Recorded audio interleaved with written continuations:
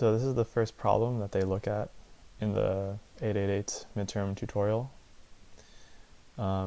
It's dealing with Bayes' theorem. It's a relatively straightforward example, and getting through it will get you a good handle on what you'll need to use for this part of the course. So you can pause this video and read the question if you like. So these are the quantities that are given to you. You can pretty much just read these probabilities off of it. This is the probability that seafood was eaten, or vegetarian meal was eaten, or that meat was eaten. You'll see that there are only 3 choices, and they're all mutually exclusive. And you can tell because their probabilities of these add up to 3. You can only have eaten one of these dishes. There's no like 4th mystery dish.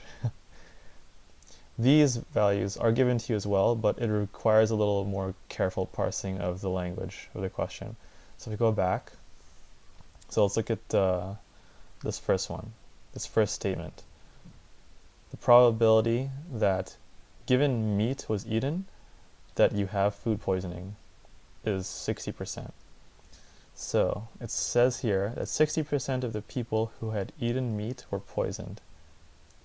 60% of the people who had eaten meat were poisoned. So it is known that these people have eaten meat,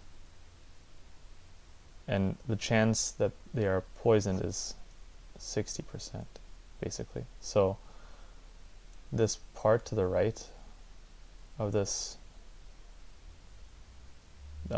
vertical line, this is what was observed, or like the evidence. And if you're trying to find the probability of what's to the left of the line, given that, then this is your answer. So the idea is basically the probability of food poisoning in general is not the same as the probability of food poisoning, given that you have some extra information. And the extra information that the problem gives you is that if you had meat, then this is the chance of food poisoning. If you had seafood, this is the chance of food poisoning. If you had vegetarian, then this is the chance of food poisoning.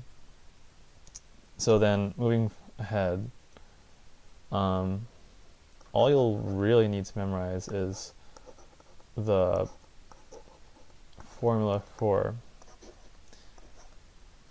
conditional probability, which is this. Because from here you can derive Bayes' theorem. If you simply just swap your variables here and you just copy the same form of the question. I can write B and A here, but A and B, the probability of A and B is the same as the probability of B and A, so I'm going to write it as the same to make the next part a little bit easier. So if you have this, if you have these 2 formulations, then you can make them both expressions for probability of A and B, right? You can multiply both sides of this first equation. You can multiply both sides of this first equation by probability of B to get an expression for P of A and B, and you can multiply the second equation by the probability of A to also get an expression for A and B. So that means we can equate them. So then you get P of A and B times P of B equals, this is going to be tight. Can I do it? Okay, that was close. So yeah, you can equate it like this, and then from there you can get our boy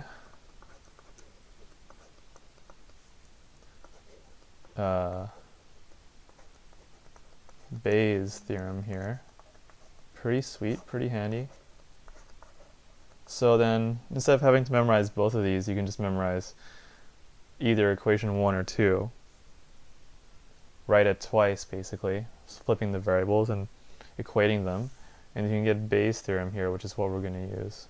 So then, that's the first part to doing this dangle. So then, what the question's ultimately asking in the end is, what is the probability that a poisoned restaurant patron ate meat?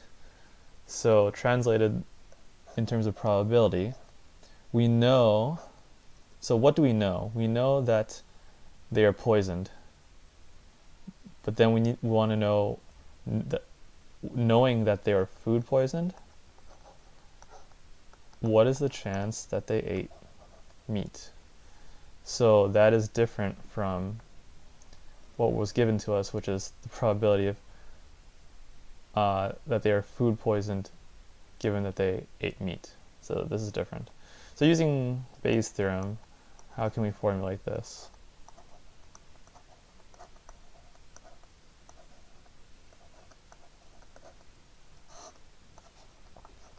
Okay, not so bad. We already know the terms in the numerator, but the denominator is still out there. Still out there. We have to find it. So there's like some formula for it, but I don't like to use it. What I instead use is like a tree. So from here, these nodes represent the three choices of food people had. So the probability of meat, probability of veggies, and probability of seafood. So, and from that point, from choosing any of these three meals, you can be in one of two states. So you can be food poisoned or not food poisoned. So this top one can be written like this, and this one here can be written like this, the bar meaning not food poisoned, and so on.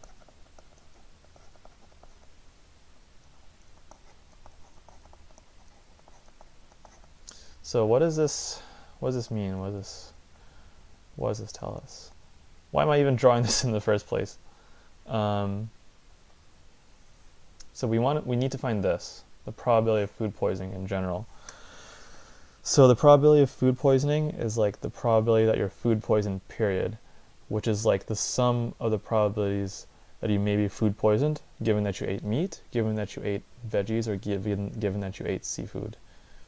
So if you sum up all the possible ways you could end up being, if you sum up the probabilities of all the ways you could end up being food poisoned, then you have your total overall probability of being food poisoned, period, which is what we're trying to find, this thing underlined in blue.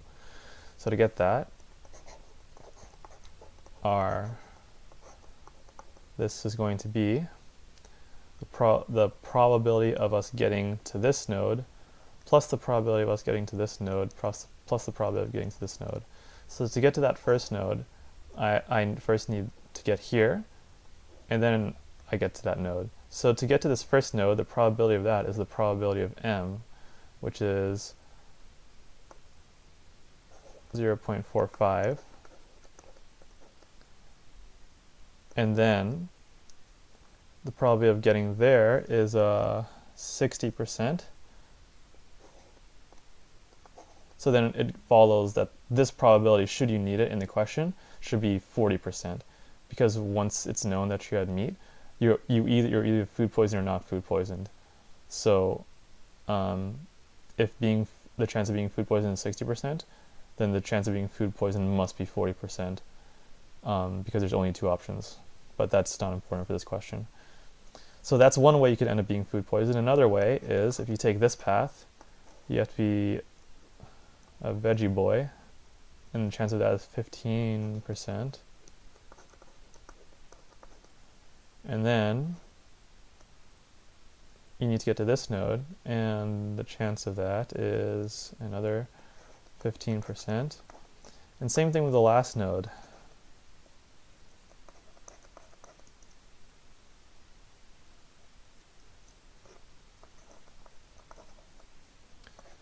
And then you get like some number. So once you have that,